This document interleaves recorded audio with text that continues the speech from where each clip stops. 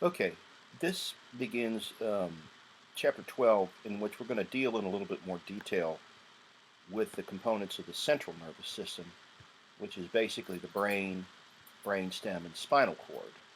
One of the things that you note over the course of evolution is an increase in the amount of neural tissue near the head of the organism. And this is a process known as cephalization, in which we begin with simply ganglia, which are groups of nerve cells closer to where the sense organs are, the eyes, the ears, the nose, and so forth. And then eventually we develop into um, what we would think of as a brain stem. And then the last thing really to show up is the brain itself in the form of the cerebral cortex and the diencephalon. Okay, you can see here the series of events that takes place during development, where we begin as the neural tube, which is essentially a hollow structure that is induced by an, a rod of mesodermal tissue below it called the notochord during embryonic development. So chemical signals basically diffuse from the notochord and induce the ectoderm, which is the upper layer of cells in that embryonic disc, to invaginate and form this neural tube, which then zips up from about the the halfway point on the dorsal side of what will be the embryo towards the head and then towards the end of what will be the spinal cord. Okay, one of the last structures to form are the structures that make up the brainstem and the brain. You start out with these three presumptive primary brain vesicles: prosencephalon, mesencephalon, rhombencephalon. The more primitive structures are going to be those closer to the spinal cord. The more advanced structures are going to be those further up towards the cephalic end of what will eventually be the brain. Okay, so the rhombencephalon will develop into secondary vesicles: mesencephalon, metencephalon, myelencephalon. The mesencephalon will develop eventually into the midbrain, and then the prosencephalon will split into the telencephalon and diencephalon. The diencephalon will retain its name and develop structures called the thalamus, hypothalamus, epithalamus, subthalamus, and the retina, which is in the back of your eyeball. And the telencephalon is going to form the cerebral cortex, the white matter, and the basal nuclei. And this is really the last part of the brain to develop. The myelencephalon, which was part of the rhombencephalon, will form the medulla oblongata and spinal cord, while the metencephalon, this other secondary vesicle, will form the pons and cerebellum. Okay? Now you can see how these structures originate, and then folding, growth, and morphogenetic movement eventually generate now the final structure of the brain, which is visible towards week 13 and in its final form is shown here. Okay, where the color coding is the same as on the previous figure. Right? So biologists have a word for this. Ontogeny recapitulates phylogeny, which is just a fancy way of saying that the events of human development seem to mirror the events of evolution. And if we look at some of the more primitive creatures, we can see that that's the case. If we start with something like an insect, what we see are ganglia up near the head. We don't really see a brain, so to speak. You move in to, say, a fish, and you're going to see something that looks like a rudimentary brain stem with no cerebral cortex. An amphibian will have basically a brainstem-like structure. A reptile will have a brainstem-like structure and just a tiny bit of cerebral cortex. And then you won't really see significant cerebral cortex until you get up to the mammals. So the events of evolution seem to be saved in our genetic material, and then every time we make a new individual, we sort of replay evolution in miniature. Okay, the brain itself is externally to our eye bilaterally symmetrical. Okay, meaning there's a right and a left half, and the two halves look similar to each other. Okay, um, the two types of tissue that you find in the central nervous system are the gray and the white matter. Okay, the gray matter is made up of neuron cell bodies and dendrites and unmyelinated axons, while the white matter are myelinated axons. So I always like to say that the white matter is for signal transmission, the gray matter is for signal processing. Okay? In the brain, the gray matter is on the surface and the white matter is in the core. And we're going to find out in the spinal cord that the gray matter is in the core and the white matter is on the outside. Okay? Additional areas of gray matter, the cerebral hemispheres and the cerebellum, the outer layer of which is called cortex, that just means bark, and the cortex vanishes in a region known as the brain stem, which is the connection between the brain and the spinal cord. In the brain stem, there are scattered areas of gray matter that we call nuclei, which are collections of nerve cells that carry out a similar task in a particular location. In the spinal cord, the central gray matter is surrounded by white matter, which is the myelinated fiber tracts. In addition, we have hollow chambers inside the brain and brainstem and spinal cord that are filled with a liquid called cerebrospinal fluid. These chambers are lined with ependymal cells and connected to each other, as well as the central canal of the spinal cord. The lateral ventricles are linked to the third ventricle through the interventricular foramen. The third ventricle is linked to the fourth through the cerebral aqueduct, and two lateral ventricles exist in the cerebral hemispheres. These are separated anteriorly by a membrane called the septum pellucidum. The third ventricle is found in the diencephalon, and the fourth ventricle is present in the hindbrain. The three openings include the paired lateral apertures on the side walls and the median aperture in the roof. The ventricles are connected to the subarachnoid space. Okay, there are areas in the subarachnoid space called arachnoid granulations in which cerebrospinal fluid can re-enter the blood supply and become part of the venous return to the heart. Okay, so that as the cerebrospinal fluid is created by the ependymal cells and the astrocytes, it circulates through all these hollow chambers, washes these inner chambers and the outside of the central nervous system, and then gets returned to the blood supply. So it has a flushing effect. It creates the appropriate pH and ion concentration and temperature so that the neurons can do their job properly. Okay, and it serves as a medium through which oxygen and CO2 can diffuse, as well as lipid-soluble substances such as certain drugs or even alcohol can get through there. Okay, remember that the blood-brain barrier is established by the ependymal cells as well as the astrocytes, and that keeps harmful polar material that's in the blood supply from getting into the cerebrospinal fluid and damaging it, because there's very little immune function in the central nervous system. The microglia are basically it. Okay? Surface markings on the cerebral hemisphere include the ridges, which are called gyri, and the grooves called sulci, and the deeper grooves that are called fissures. The longitudinal fissure separates the two hemispheres, and the transverse cerebral fissure separates the cerebrum and the cerebellum.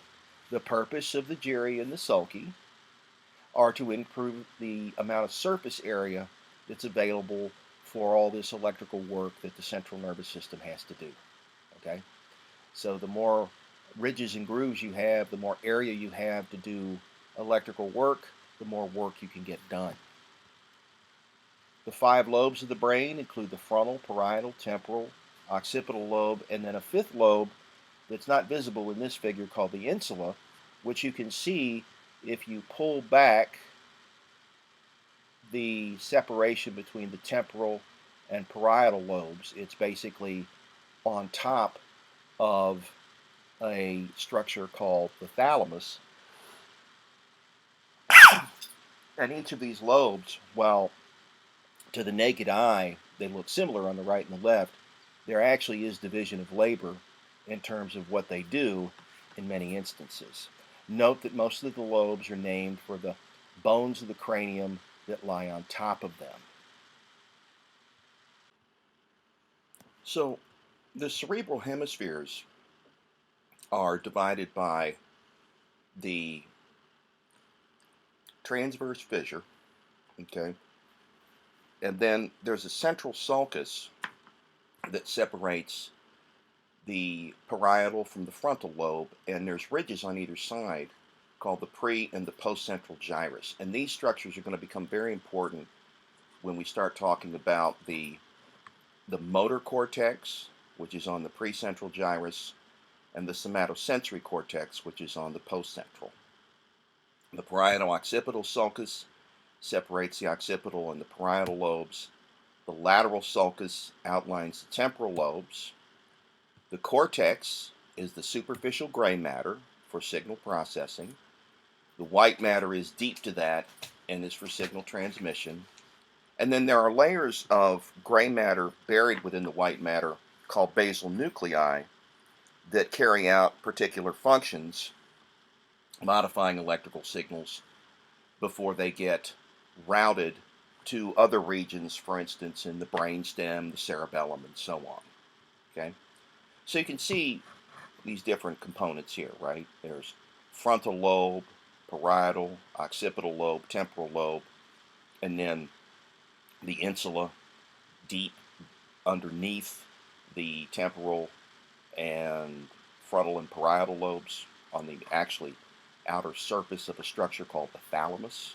Okay, this is brainstem, which is made up of medulla oblongata, pons, and then a portion that you can't see under here called midbrain.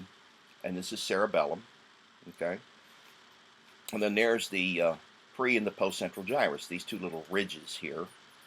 And then if we take a section out, you can see gray matter on the surface and white matter deeper in.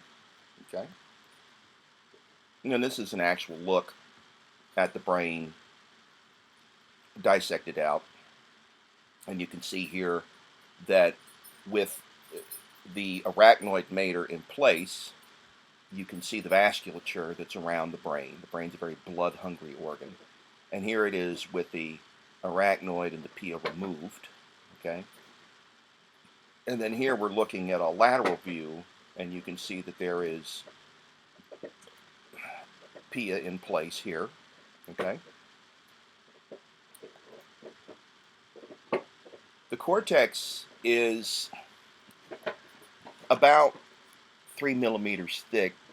It's superficial gray matter, 40% of the brain mass. And this is where most of the signal processing that we categorize as cognitive action occurs. Okay? So this is where signals are modified. This is where information is essentially assembled in order for us to send it to other regions of the brain that can then act on those instructions. Okay, you might think of this as the integration center in the brain.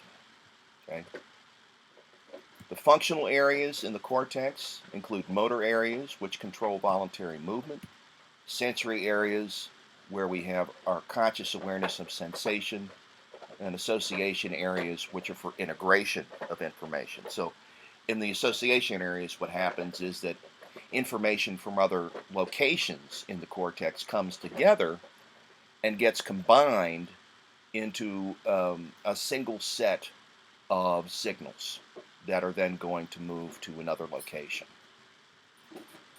Each hemisphere is going to control the opposite side of the body. So the right hemisphere of the brain controls the left side of the body, and vice versa. The same is true for sensory information, right? Sensory information that comes from our joints and our muscles and the surface of our skin is processed on the opposite hemisphere from where it's initially generated. Okay, so a sensation in your right hand is actually going to be processed by cortex that's in the left hemisphere. Now, you might ask, why is this? And the honest answer is we don't really know. Okay. Um, there are organisms in which that's not the case. For instance, insects are not cross-wired like that. Okay. This just happens to be an event in evolution that may have had some adaptive function, but we have yet to determine what it is. Lateralization occurs in the hemisphere for certain functions. So even though the hemispheres look identical to your eye, there are special tasks that are carried out on the right side and other special tasks that are carried out on the left side of the brain. Okay? But conscious behavior always involves the entire cerebral cortex. Sensory areas occur in the parietal, insular, temporal, and occipital lobes. And what they do is they take electrical information that comes in from the special sense organs or from the viscera or the muscles and the joints and the skin, and they turn that into electrical information by associating those pieces of information with memory. And that allows us to interpret what's happening to us. Okay? There's a primary somatosensory cortex and a somatosensory association cortex. The primary somatosensory cortex is on the postcentral gyrus, and the somatosensory association cortex is in the parietal lobe right behind it. Visual areas are found in the occipital lobe, and there are also visual processing regions that are found in other areas of the brain. Auditory areas are found in the temporal lobe. Okay.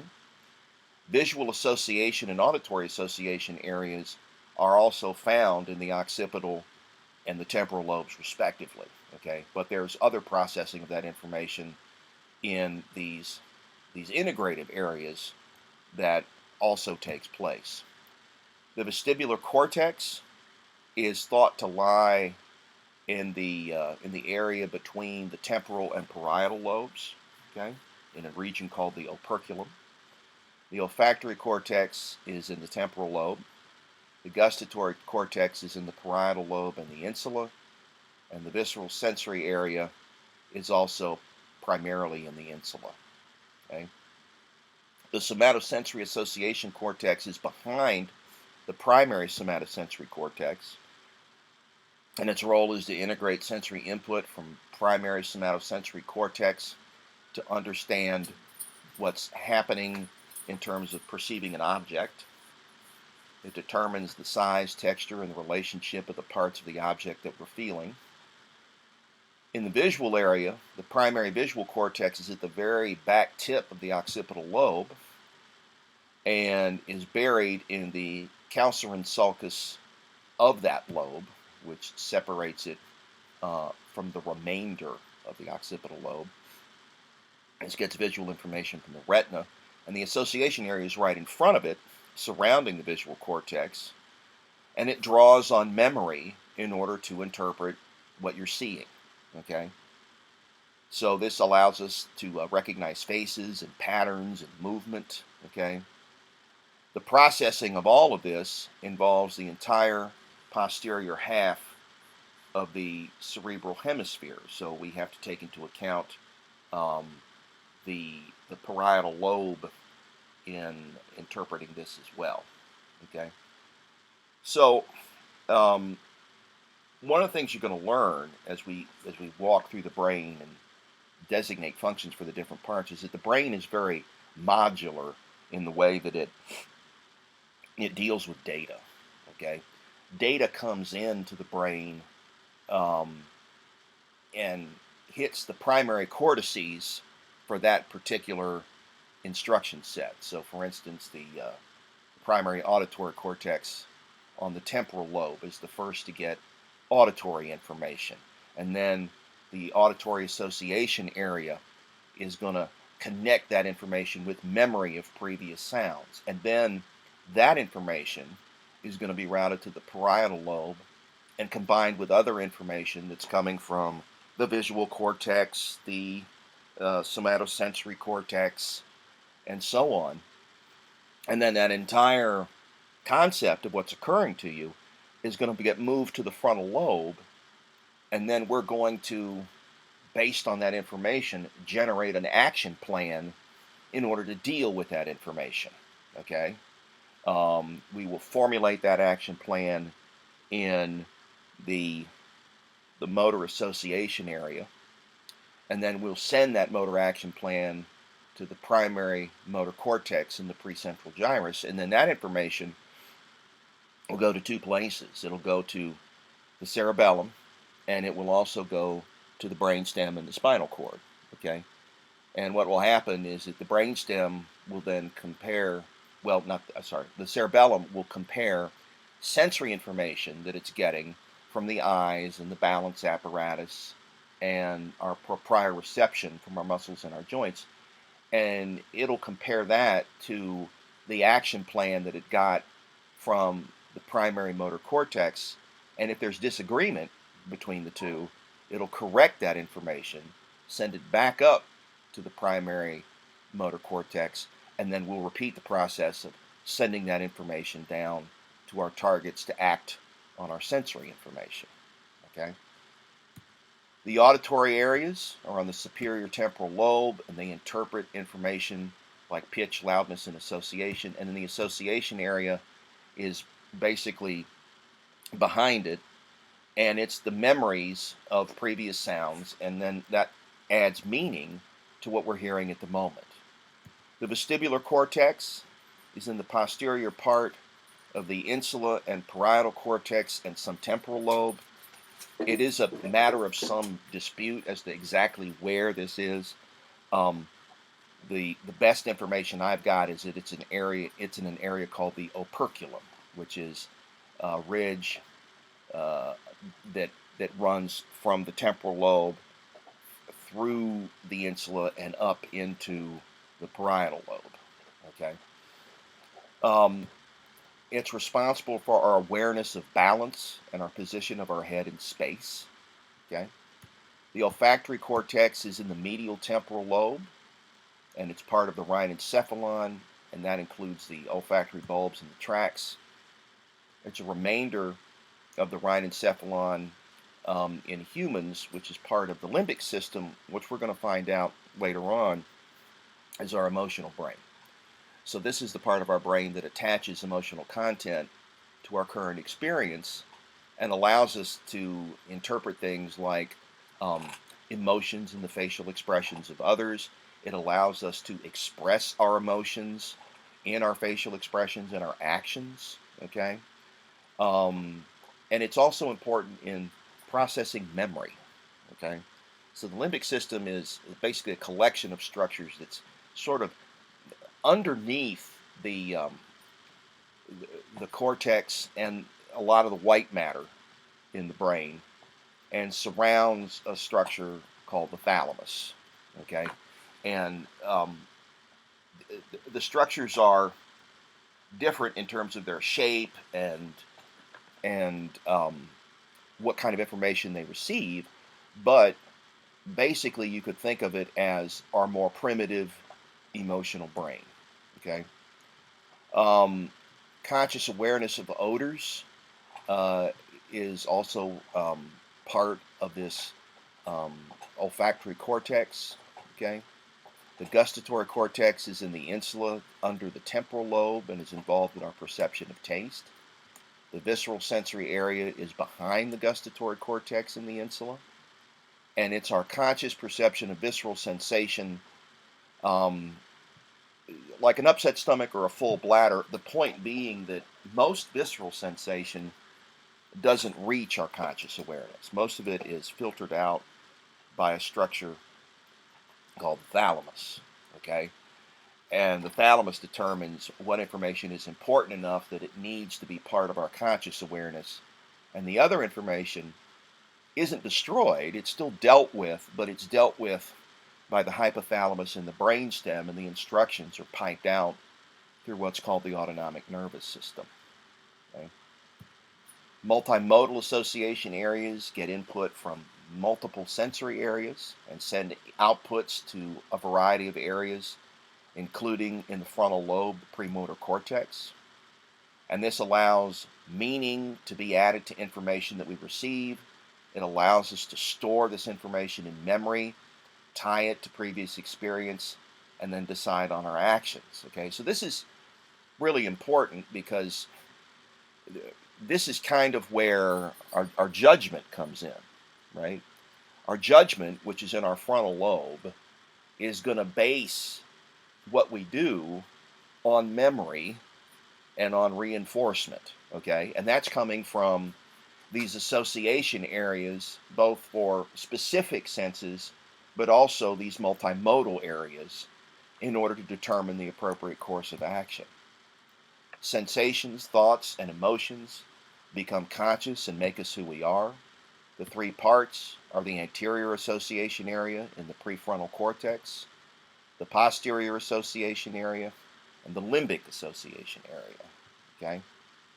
The prefrontal cortex is a complicated cortical region, and this is where our will, our intellect, our problem-solving ability, our superego, if you've ever taken psychology, our superego, our better self, are located. Okay?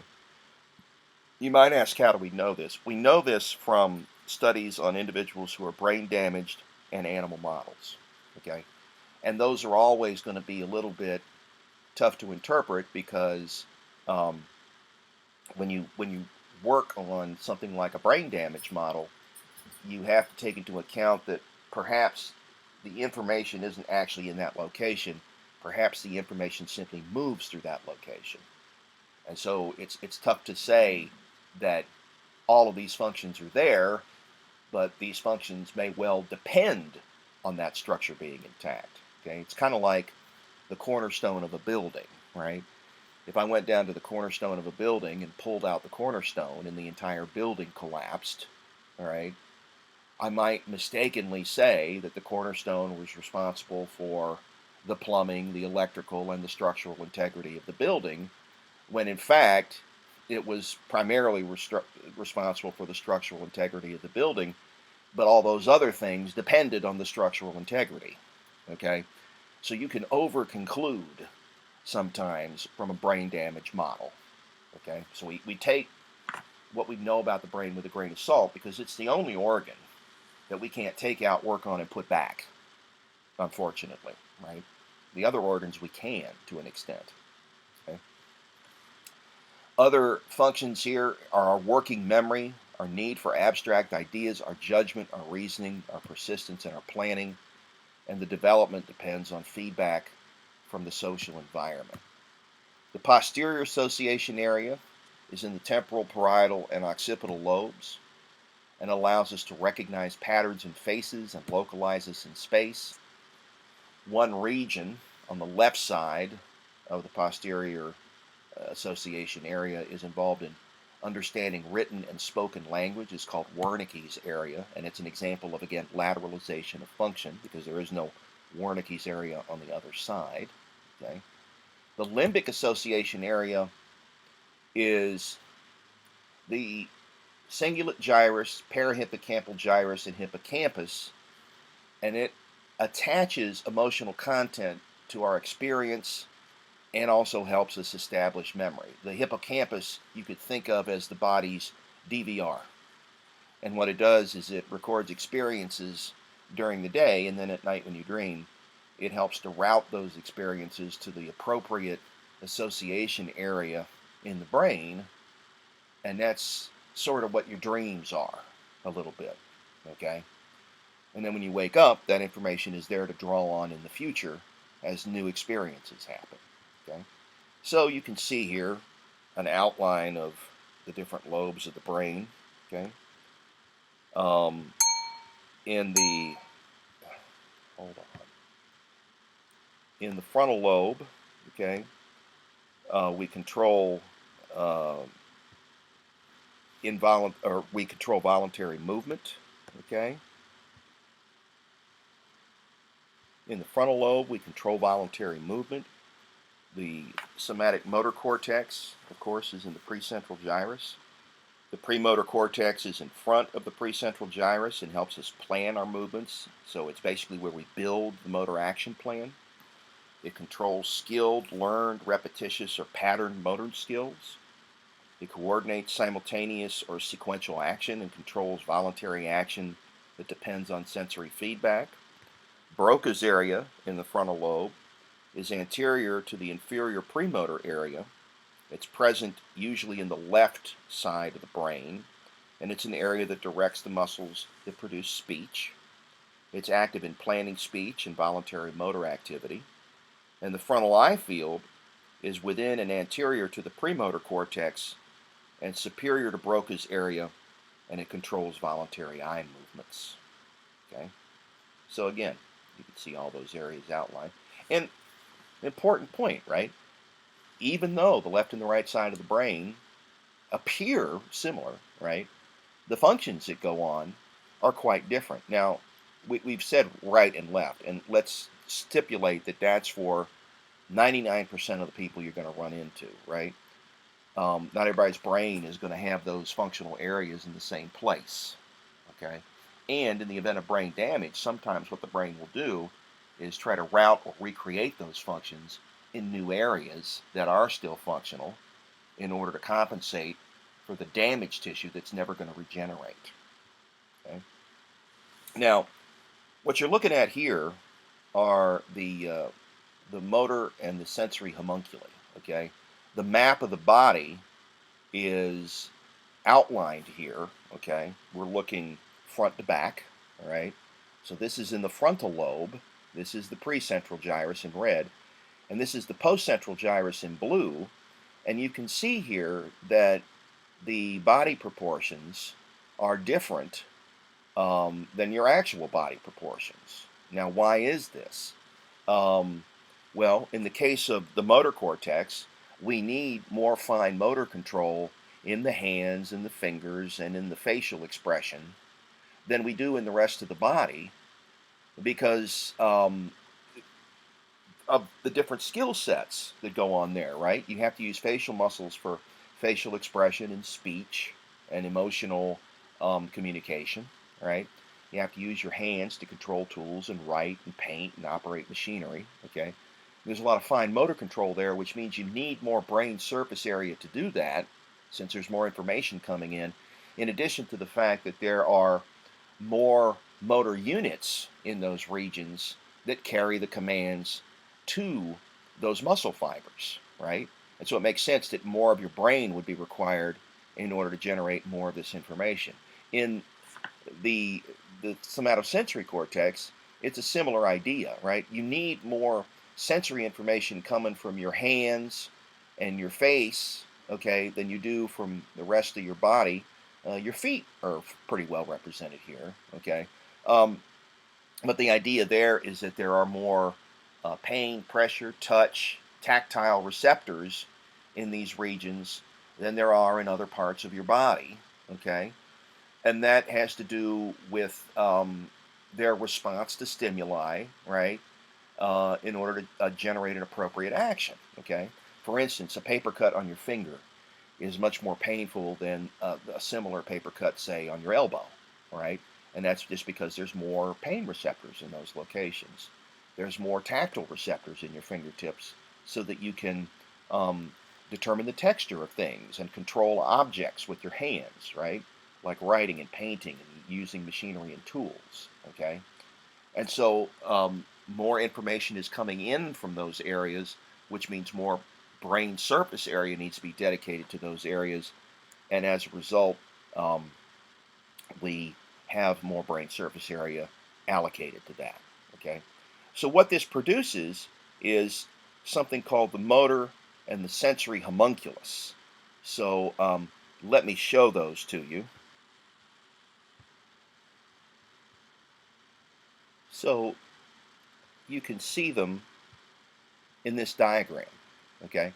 Sensory homunculus on the left and motor on the right, and you can see how the body proportions are not the same as your real body proportions, and that just represents either the amount of brain surface area and motor units that reside in those parts of the body, or in the case of the sensory, the amount of sensory information that is in the receptive fields of those sensory receptors, okay, and has to be processed by a significantly larger amount of brain surface area, okay. We should point out that the large pyramidal cells of the precentral gyri, which are precentral gyrus is here, okay, right there, have long axons that are part of the corticospinal tract of the spinal cord, and this allows conscious control of precise, skilled skeletal muscle movements. Okay, so we call these the pyramidal tracts, and they cross from right to left and left to right, primarily in a region called the medulla oblongata on the front of that structure. Okay, you can see here structures associated with the limbic system, right? Olfactory bulb and tract. There's the fornix. Okay, you've got here the uncus, right? This is olfactory cortex here. You've got the cingulate gyrus. You've got the dentate gyrus, which is going to be in front, okay? And you've got the hippocampus, okay? And the hippocampus isn't actually shown in this diagram. The parahippocampal gyrus sort of surrounds it, but it looks like a little baby seahorse, okay? And that's your body's DVR, okay? And again, the idea behind the limbic system, okay, is that it ties our emotional output to our actions, and it also attaches emotional content to our experiences, okay? The fornix is sort of the connection for a lot of that, okay? And a lot of this also has attachments to a structure called the hypothalamus, which we'll learn about in a subsequent podcast. I will see everybody in part B.